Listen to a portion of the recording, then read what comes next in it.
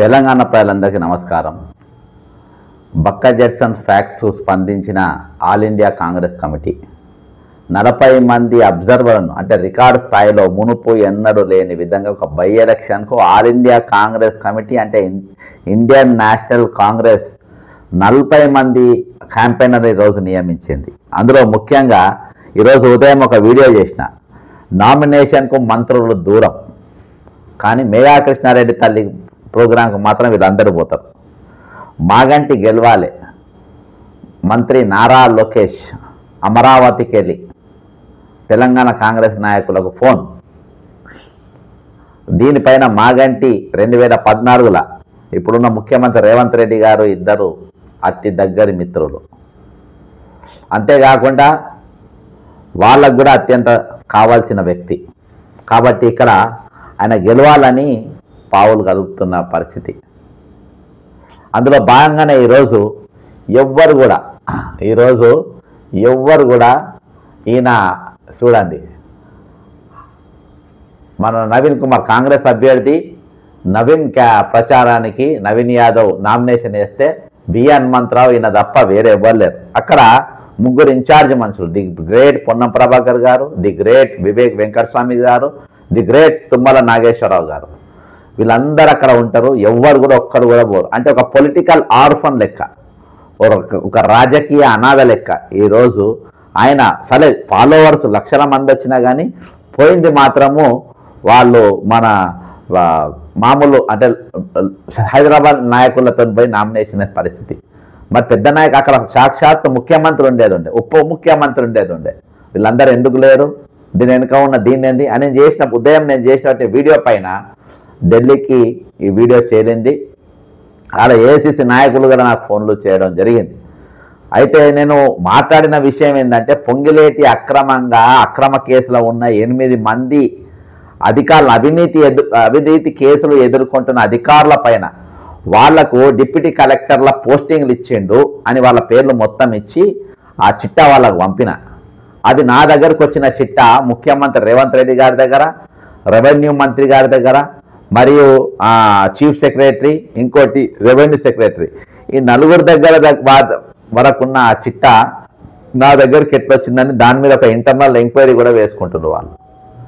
ఇది నేను ఢిల్లీకి చెప్పిన క్రమంలో దీనిపైన అడిగినప్పుడు లోకేష్ గారు ఫోన్ చేసిండ్రు మీ నాయకులకు. గోపీనాథ్ గతంలో చనిపోయిన గోపీనాథ్ వీళ్ళందరూ దోస్తులు, వాళ్ళు ఈరోజు ఏ విధంగా గెలిపించాలనే ప్రయత్నంతో ఉన్నారు. ఈయన రంజిత్ రెడ్డికి టికెట్ ట్రై చేశారు. రంజిత్ రెడ్డి ఎవరంటే ఈరోజు బీజేపీ 8 సీట్లు గెలిపించింది మీ ముఖ్యమంత్రి రేవంత్ రెడ్డి గారే గెలిపించిండ్రు. అక్కడ రంజిత్ రెడ్డిని తీసుకొని వచ్చి అక్కడ పెట్టిండ్రు. అక్కడ ఒకవేళ సునీత మహేందర్ రెడ్డిని నిలబెడితే టైట్ అయ్యేది, అది కాంగ్రెస్ గెలిచేది. అంతేకాకుండా మీకు మెదక్లా ఏ విధంగా చేసిండ్రు, ఇక్కడ మన నాన్ లోకల్ అయినటువంటి సునీత మహేందర్ రెడ్డి గారిని తీసుకొని వచ్చి ఇక్కడ నిలబెట్టింది. ఎందుకంటే ఇక్కడ ఈటల రాజేందర్ గెలవాలి, ఇక్కడ మొత్తానికి బీజేపీ గెలవడానికి నా సీట్లు, నేను సీఎం కానీ ఎన్ని సీట్లు కానీ అన్నీ గెలవాలి, తక్కిన మొత్తం ఓడిపోవాలి. ఇక్కడ కాంగ్రెస్ పార్టీ బలంగా ఉందనే విషయం బయటికి పోవద్దు. కాబట్టి ఆయన మీద ఈరోజు కాంగ్రెస్ సోషల్ మీడియా కూడా బీఆర్ఎస్ సోషల్ మీడియాను ఎక్కడ కూడా ఎదుర్కొంటలేదు, దానికి కౌంటర్ ఇచ్చే ప్రయత్నం కూడా చేస్తలేదు. ఈరోజు వన్ సైడ్గా వాళ్ళ సోషల్ మీడియా పనిచేస్తుంది. Congress party social media utter flop అయిపోయింది. దాన్ని అరికట్టడంలో ఇది లేదు. Congress selection correct, 100% correct selection, కానీ దాన్ని ఎదుర్కోవడంలో మీరు విఫలమైపోయినరు. ఈరోజు బీఆర్ఎస్ తోని కుమ్మక్క అయిపోయినరు కాంగ్రెస్ పార్టీ నాయకులు. కాబట్టి ఓడించే ప్రయత్నం చేస్తుందని నేను వాళ్ళకి విషయం, ఎందుకంటే నాకు మొన్న ఏఐసిసికి అయిన ఒక ట్రైనింగ్ కూడా నాకు పిలవడం జరిగింది, అందరికీ తెలుసు. అయితే మాకేంటంటే తెలంగాణ బాగుపడాలి, తెలంగాణ ఇంపార్టెంట్. తెలంగాణ అనేది ఈరోజు మోసగాన్ల చేతిలో ఉన్నది. అందుకని ఇలా ముఖ్యమంత్రి గారి స్పీచ్ చాలా వైరాగ్యం ఉన్నారు. మునుపు ఎన్నడూ లేని విధంగా ఈరోజు 40 మంది అబ్జర్వర్స్ను ఈరోజు నియమించారు. ఆ లెటర్ కూడా పెడతా, ఆ లెటర్ నాకు వాళ్ళే పంపించారు, నియమించినము అని చెప్పి వాళ్ళే నాకు పంపించారు. నేను మళ్ళీ చెప్తున్నా, నేను కాంగ్రెస్ పార్టీ పోయేది లేదు, మళ్ళీ ఎదురు చేసేది లేదు. Society important. రేపు స్టేషన్ గన్పూర్ ఎలక్షన్ వస్తే 100% నేను డాక్టర్ రాజయ్య సపోర్ట్ చేస్తాను, అక్కడ అందులో డౌటే లేదు. అర్థమైందా? అక్కడ ఉన్న పరిస్థితులను బట్టి ఎవరికి పని చేయాలి ఎవరికి చేయాలనేది చేస్తాం. ఇక 100% ఎందుకు చేయాలని కూడా నేను చెప్పిన. ఇదంతా ఈరోజు ముఠా అంతా కలిసి ఈ ముఠా మొత్తం కలిసి ఈరోజు వీళ్ళను ఏది బీఆర్ఎస్ గెలిపించే పని చేస్తారు. అది బీజేపీ, కాంగ్రెస్, టీడీపీ, ఇవన్నీ పార్టీలు ఈరోజు. కాబట్టి ఇక చెప్తా వీళ్ళది. First campaigner number 1, serial number 1 Meenakshi Natarajan గారు. ఇది first KC Indian national Congress, ఇక్కడ ఉంది కదా Indian national Congress, KC Venugopal గారు ఇప్పుడే ఒక 1 అవర్ బ్యాక్ రిలీజ్ చేసిన లెటర్. స్టార్ క్యాంపెయినర్స్ అంట, star campaigners of Indian national Congress for Telangana in accordance with section 77(1) of the Representation of the People's Act 1951, the following leaders of section kuda rashiru. The following leaders of the Indian National Congress has been designated as star campaigners for the by-election to the Telangana Legislative Assembly from 61 Jubilee Hills constituency, schedule to be held on 11th November 2025 కోసము 40 మంది star campaigner. అంటే ఒక స్టేట్కు 40 మందిని కూడా వేస్తారు. ఒక స్టేట్కు మొత్తం వేసే క్యాంపెయినర్స్ను ఈరోజు ఒక జూబ్లీ హిల్స్ ఎలక్షన్స్కు ఫస్ట్ ఈ చరిత్రాత్మకమైన అపాయింట్మెంట్ ఏఐసిసి నడిపింది. ఎందుకు వేసింది ఇంతమందిని? ఇక్కడ బట్టీని కానీ రేవంత్ రెడ్డిని కానీ పిసిసి అధ్యక్షుడు నామినేషన్ పిసిసి అధ్యక్షుడు ఉండరా అండి? గాడిదలో కాస్తున్నా మహేష్ కుమార్ గౌడ్ ఎందుకున్నాడు నామినేషన్లో? ఏమంతో కుమ్మక్కైనా రేవంత్ రెడ్డి పోవద్దన్నాడా నిన్ను? పొన్నం ప్రభాకర్ నువ్వెందుకు పోలే? తుమ్మల నాగేశ్వరరావు నువ్వెందుకు పోలే? వివేకానంద స్వామి మీరెందుకు పోలే? ఎవరు పోవద్దన్నారు? ఎక్కడికి వెళ్ళి ఫోన్ వచ్చింది మీకు? ఎవరు ఆదేశించింది? ఈరోజు ఎవరు ఆదేశానుసారం మీరు పోకుంటున్నారు? ఇది సిండికేట్ నిర్ణయం. కాబట్టి ఈరోజు బీఆర్ఎస్ కానీ బీజేపీ కానీ టీడీపీ కానీ ఎవ్వరు కూడా 8 మంది పైన విజిలెన్స్ ఏసీబీ కేసులు ఉన్న బీఆర్ఎస్కు అత్యంత సన్నిహితులైన వ్యక్తులకు ఈరోజు అందులో 13 మందికి స్పెషల్ డిప్యూటీ కలెక్టర్ ఇస్తే అంటే 8 మందికి ఇచ్చిండు. ఎందుకు ఇచ్చిండో కూడా నేను చెప్తా. ఇప్పుడు వాళ్ళకి 8 మందికి ఎందుకు ఇచ్చిండ్రు, దీని మీద బీజేపీ ఎందుకు మౌనంగా ఉంది, దీని మీద బీఆర్ఎస్ ఎందుకు మౌనంగా ఉంది, దీని మీద ఇక స్థానికంగా ఉన్న ఈరోజు ఉద్యమకారులు అందరూ ఎందుకు నోళ్లు మూసుకొని ఉన్నారు కూడా నేను దాని చరిత్ర ఈరోజు బట్టడిప్పబోతున్నా. స్టార్ క్యాంపెయిన్ 40 మందిలల్ల మీనాక్షి నటరాజన్, ఏ రేవంత్ రెడ్డి ముఖ్యమంత్రి, బి మహేష్ కుమార్ గౌడ్ వీళ్ళు కూడా పోలే, పి విశ్వనాథ్ పోలే, బట్టి విక్రమార్క పోలే, ఎన్ ఉత్తమ్ కుమార్ రెడ్డి గారు పోలే, దామోదర్ రాయనరసింహ గారు పోలే, వంశీచంద్ర రెడ్డి పోలే, దుద్దిల శ్రీధర్ బాబు, కోమరెడ్డి వెంకటరెడ్డి, పొన్నం ప్రభాకర్, సీతక్క, కొండ సురేఖ, తుమ్మల నాగేశ్వరరావు, పొంగిలేటి శ్రీనివాసరెడ్డి, జూపల్లి కృష్ణారావు, వివేక్ వెంకటస్వామి, అడ్లూరి లక్ష్మణ్ కుమార్, శ్రీహరి ముదిరాజ్, రేణుకా చౌదరి, ఎస్ఏ సంపత్ కుమార్, వి హనుమంతరావు ఒక్కడియాలు ఉన్నాడు, అజారుద్దీన్ మొన్న పోటీ చేసినాడు ఉండాలిగా లేడు, కె జానారెడ్డి, షబ్బీర్ అలీ, మధుయాషికి, విజయశాంతి గారు, అంజన్ కుమార్, బలరాం యాదవ్, మల్లు రవి, చామల కిరణ్, అనిల్ కుమార్ యాదవ్ ఈయన పోయిండు, జట్టి కుసుమ్ కుమార్, దానం నాగేందర్ పోలే పక్కనే, రాము నాయక్, సునీత ముదిరాజ్, శివచరణ్ రెడ్డి, జక్కి శివచరణ్ రెడ్డి ఈయన అక్కడ కనబడుతూనే లేడు, ఎడవెల్లి వెంకటస్వామి, సిఎన్ రెడ్డి, బాబా ఫసీయుద్దీన్ 40 మంది ఇన్ఛార్జీలను ఈరోజు రికార్డు స్థాయిలో ఏఐసిసి రేవంత్ రెడ్డి మరి పిసిసి అధ్యక్షుడు బట్టి విక్రమార్క ఇన్ఛార్జ్ చేసిన దొంగలు వీళ్ళ పోటలేడు పట్టించుకుంటున్నారు రిపోర్ట్ పోయింది. లాస్ట్లో కొండ సురేఖను కూడా వేసిండ్రు. అంటే కొండ సురేఖ రేవంత్ రెడ్డికి వీళ్ళని కానీ ఏఐసిసికి మాత్రం వాళ్ళ దృష్టిలో మంత్రే, వాళ్ళ దృష్టిలో వాళ్ళ లీడరే, వీళ్ళ దృష్టిలో కాకపోవచ్చు. అంటే రేవంత్ రెడ్డిని ఏఐసిసి నమ్ముతలేరని చాలా సుస్పష్టం అయిపోయింది. ఇక ఇప్పుడు బీఆర్ఎస్ కానీ బీజేపీ కానీ వీళ్ళు ఈ నియామకాలకు దీనికి లింక్ ఏందో నేను చెప్తా. దీని మీద నేను పొద్దుగాల వీడియో చేసిన. ఇప్పుడు కూడా ఈ 8 మందిలలో అందరూ కూడా కేసీఆర్కు కేటీఆర్ అత్యంత సన్నిహితంగా ఉన్నటువంటి వ్యక్తులు. ఈరోజు వాళ్ళు ఎందుకు మౌనంగా ఉంటారంటే ఇదంతా మన కొత్తగా వచ్చే ఫోర్త్ సిటీకి వీళ్ళను అధికారిగా నియమించబోతుండ్రు. ఎందుకంటే కొత్తగా వచ్చే సిటీకి వీళ్ళని ఎందుకు వేసుకోబోతున్నారంటే దే వాంట్, వాళ్ళకి ఏం కావాలంటే అత్యధికమైన అవినీతి పరులైన అధికారులు కావాలి. కేసీఆర్ కూడా వాళ్ళనే పెట్టుకుని కదా, అత్యంత అవినీతికర అధికారులను కాళేశ్వరం పెట్టుకుండు. ఇప్పుడు రేవంత్ రెడ్డి కూడా కావాలి కాబట్టి వీళ్ళ నియమించుకుండు. అందులో మా వీళ్ళు ఈ నలుగురు కలిసే ఎవరెవరు chief minister, revenue minister, chief secretary, revenue secretary. దీనిపైన నేను ఈరోజు డిఓపిటీ కూడా కంప్లైంట్ ఇచ్చిన. ఇందులో టాప్ కేసీఆర్కు అత్యంత సన్నిహితంగా ఉన్న ముగ్గురు అధికారులను, అంటే ఆర్డీఓ స్థాయి అధికారులను ఈరోజు డిప్యూటీ కలెక్టర్ పోయిన వాళ్ళ కేసీఆర్ ప్రభుత్వంలో చంద్రకళ ఎంత చెబితే అంత. నవీన్ రావు, సంతోష్ రావు కనుసన్నులలో ఈమె పనిచేసేది. షేక్పేట్ ఎంఆర్ఓగా, సికింద్రాబాద్ ఆర్డీఓగా, రాజేంద్ర నగర్ ఆర్డీఓగా ₹1 కోటి తీసుకొని ప్రభుత్వ ఖాళీ స్థలాలను జీవో నంబర్ 69లో క్రమబద్ధీకరణ చేసింది. అమయ్ కుమార్ దొరికిండు. ఈమె మహబూబ్ నగర్ పెద్ద మనిషి ద్వారా కాంగ్రెస్ గూటికి మళ్ళా చక్రం తిప్పి ఆమె సెట్ అయిపోయింది. అంటే అమయ్ కుమార్ కూడా సెట్ అయింది, ఆయన కూడా పోస్టింగ్ ఇచ్చేసిండ్రు, అది డిఫరెంట్. కేసీఆర్ ప్రభుత్వం ఇంకొక ఆయన వంశీ మోహన్, ఈయన కేసీఆర్ ప్రభుత్వంలో షేర్లింగంపల్లి ఎంఆర్ఓగా పనిచేసే నవీన్ రావు కనుసన్నల్లోనే పనిచేసి షేర్లింగంపల్లి ఎమ్మెల్యేకు 100 కోట్ల విలువైన భూమి, ఇప్పుడున్న అర్కపూర్ గాంధీ అందుకనే వచ్చింది, భూమిని కట్టబెట్టాడు. మొన్న హైడ్రా స్వాధీనం చేసుకున్న గాంధీ ఫెన్సింగ్ వేసిండు. భూమ నాగిరెడ్డి కూతురు భూ వివాదం కూడా ఈయననే కీలక పాత్ర పోషించిండు. ఈయనొకటి.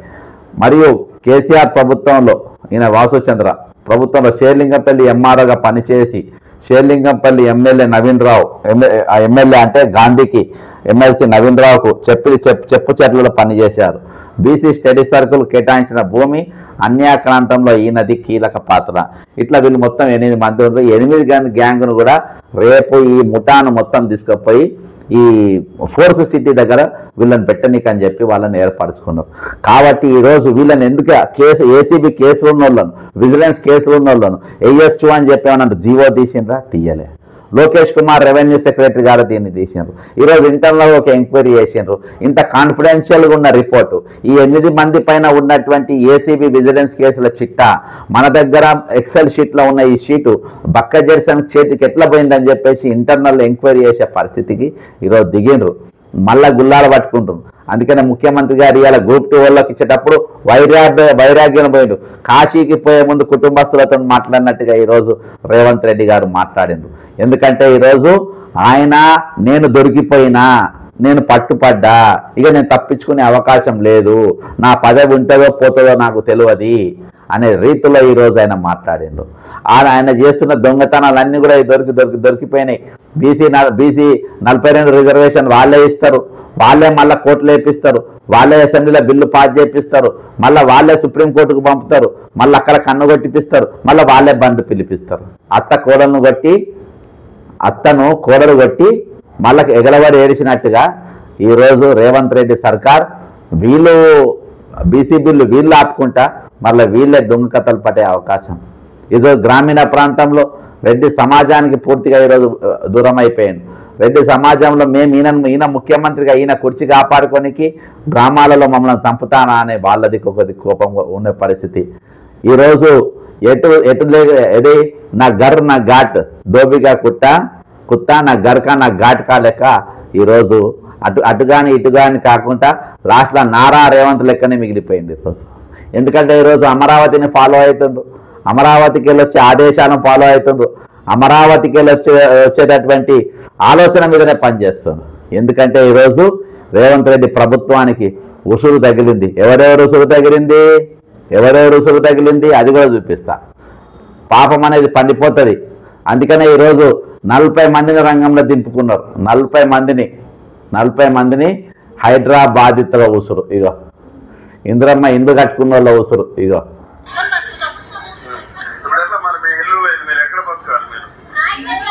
ఇదొకటి.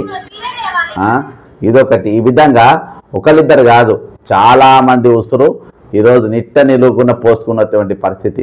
ఈరోజు చాలా మందిని ఈరోజు రిటైర్మెంట్ అయ్యి దాదాపు 10,500 మంది ఈరోజు రోడ్ల పైన ఉన్నారు. వాళ్ళ జీవనోపాధి కోసం ఈరోజు వాళ్ళు రిటైర్మెంట్ పైసలు వస్తే వాళ్ళు చేసిన అప్పులు తీరుతాయేమో, ఆ అప్పులు కట్టుకుందామేమో అని చెప్పేసి వాళ్ళు ఎదురు చూసే పరిస్థితి.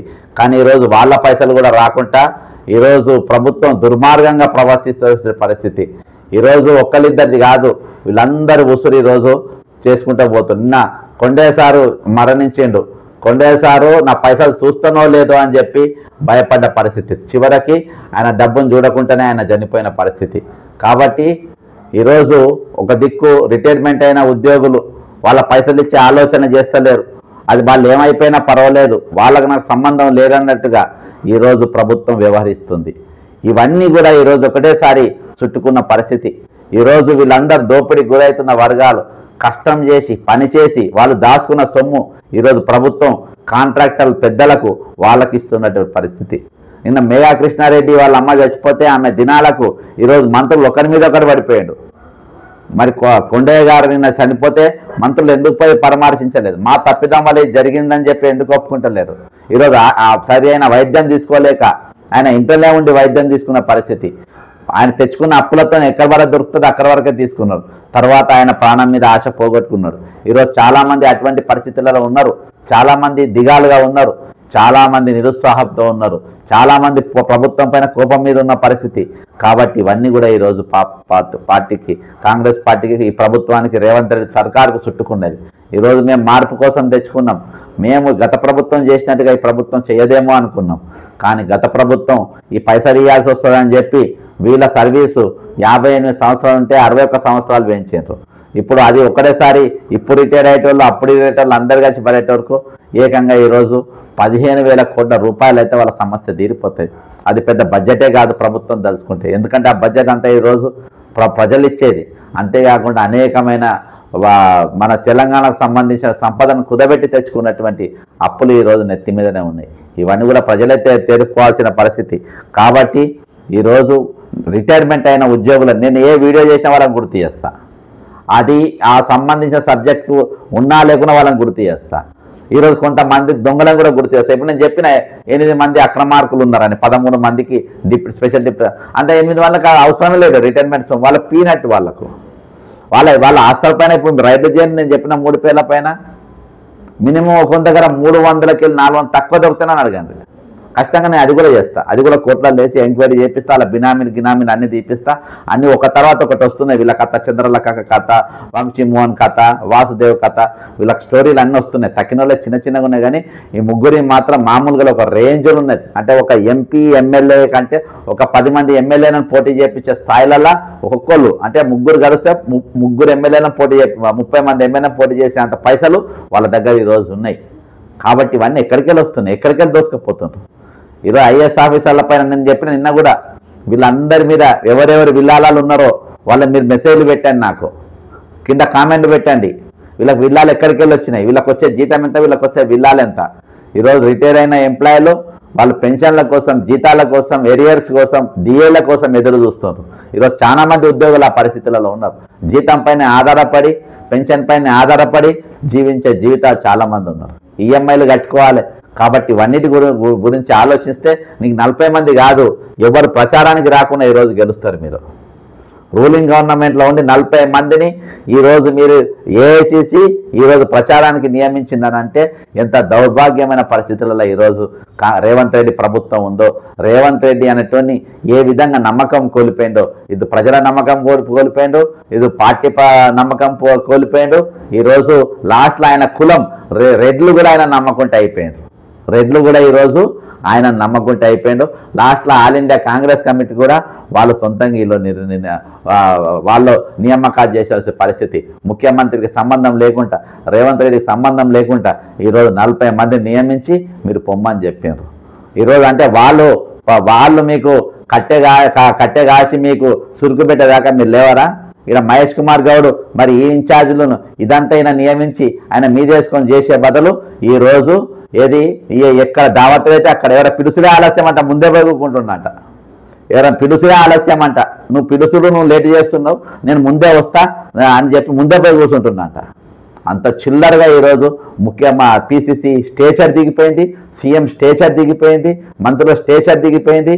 ఇక మీరు ఫైనాన్స్ మినిస్టర్ కథ అయితే తెలుసు. రిటైర్మెంట్ బిల్లులు ఆపకుండా ఈయనది, చీఫ్ సెక్రటరీ రామకృష్ణారావుది, ఇద్దరిది కూడా కీలక పాత్రనే. గత ప్రభుత్వానికి ఐడియా ఇచ్చింది ఆయన్నే.